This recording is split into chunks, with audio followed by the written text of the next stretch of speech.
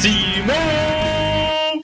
What's going on, guys? It's Cimo, and today I'm bringing you part 1 of the Neg 600 Case of Bosch opening challenge. So, we have an entire case of Bosch that we got to unbox, and it's going to be great, because as we all know, we got the new adjusted list and things like that, so we're just going to go ahead and get right into it, and just see what we can go ahead and get. It's been a while since I've done an actual, unboxing or anything on this channel, so I guess I took it a little bit overboard this time in wanting to do 12 boxes. So let's just go ahead and get right into it. So essentially, I'm just going to go ahead and for this first part, I'm going to do like a little, analysis / discussion of the set in general.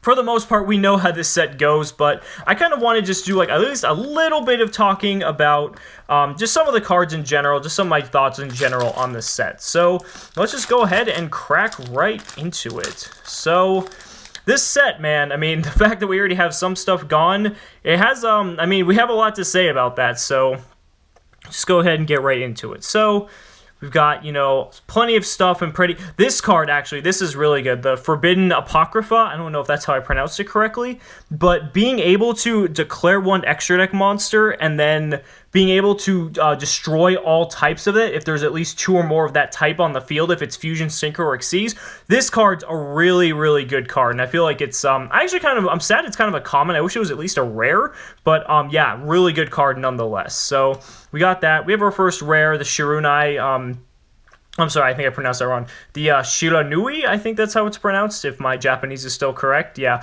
I just love the artwork on this archetype. It just looks fucking awesome. And for our for our first pack of the set, we have Cyber Dragon Infinity in the flesh. That card, oh my god, just look at how beautiful that is. Nowhere near as good as it was, when I guess it could have first started off, but nonetheless, still an incredible card. So, let's just go ahead and put that right down here. And, we just got some, regular stuff here, just in terms of commons. So, yeah, that's a pretty good way to start this box off. Now, I want to see if this possibly is mapped. So, if that's the case, this pack should also have a secret rare. So, let's go ahead and find out and see what happens.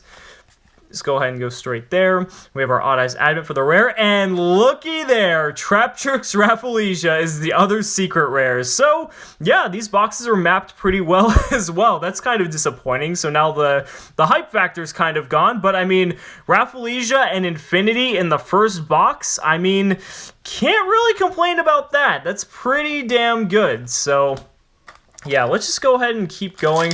What I'll probably do is for the other ones as well, I'll probably end up shuffling the packs just so it's not as I guess disappointing. Because I guess at this point it's kind of yeah, but Red Eyes Retro Dragon is our super, nothing really too special there. Let's go on, move on to the next one. Red Eyes Retro Dragon just has a really cool artwork. I don't know why. I think in the OCG it was Red Eyes Tracer Dragon, if I'm correct. I'm not too sure, but yeah, that's really weird. I don't know why. Some of the name changes perplex me sometimes, immensely. So, Reject Reborn. We have Tuning Magician as our super. Put that over there. Dark Doriado is actually an interesting card as well. Being able to stack 4 monsters of Earth, Wind, Fire, and Water to the top of your deck. You can actually stack things in Perform Age, or sorry, not Perform Age, but Draco Pals.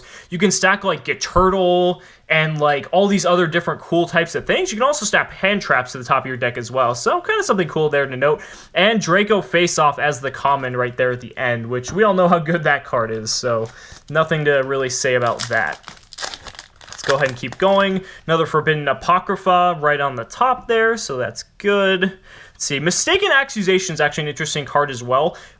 Being able to, poor Sangan, being able to declare a card name that's actually on the field, and then neither player can activate cards of that same effect for the rest of the duel. Really interesting card, especially for mirror matches. I don't know if this card really is that viable, but it just has a really interesting effect and something that might be worth looking into.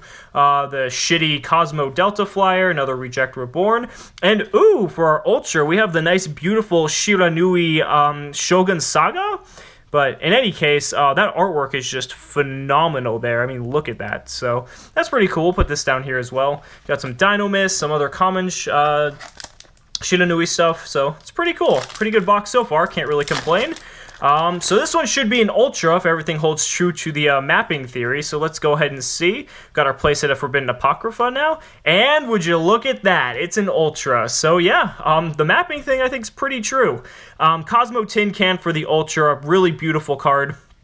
And a good one at that. I mean, this card's basically given Cosmo a whole new dimension to the deck. So really, really, really good card there. Put that right there. And just some regular commons. So, I've kind of gone through a lot of the good stuff in terms of, like, the good commons, I guess I wanted to discuss. So I can probably speed up going through the rest of this for now. Oh, Dynaster, you know, probably one of the best rares of the set, so it's good to have one of those. And for our super, we have Cosmo Sword Troopers, which is something that some Cosmo players choose to play, others don't. I mean, it pretty much just comes down to player preference, but in typical builds, you don't see this too often. And just some, you know, regular stuff. Engraver of the Mark is a common there. It's pretty funny. Okay, yeah, definitely probably going to shuffle up the packs from here on out, because otherwise that's just going to be very boring. But we have a Chimeratech Rampage Dragon, which this card is phenomenal. If you are actually playing the Cyber Dragon deck, this card is amazing. Being able to attack 3 times, and if you power bond it, or limiter, it's at 4,200. This card can end games quick. So that's really cool to see. I'm glad I pulled one of those. And I'll probably pull plenty of them. And Rip Monkey Board. And speaking of Rip Monkey Board, that's what I have to say about that. So we're just going to go ahead and move on. Oh, you know what, actually, before we go on, Dragon's Mind's also a really another cool card. You know, being able to essentially Vanity's Emptiness your opponent just for having a Dragon-type monster you control with 25 or 100 or less attack and defense. Really interesting card. And, you know, this might show up in, like, maybe some anti-meta version of something at some point. I just think this does not deserve to be a common. A lot of the cards in this set that are common could probably be much higher rarity than they actually are. So let's go ahead and move forward and see what else we get here. We've got a Timebreaker Magician, and we also get a Magispector Toad Ogama. So that's a good super there. Some more Dynomist cards in the commons. Let's just go ahead and keep it going. I just totally bumped my camera, but that's fine. Just going to get back into it. So we have a Pendulum Reborn, which is another interesting card, and a Dynomist Rex for the super. Speaking of Dynomist, probably one of the, you know, the better cards. Bad Luck Blast. What does this card do? Target one face a monster your opponent controls, take damage equal to half its attack, then inflict damage to your opponent equal to the damage you took, blah, blah, blah.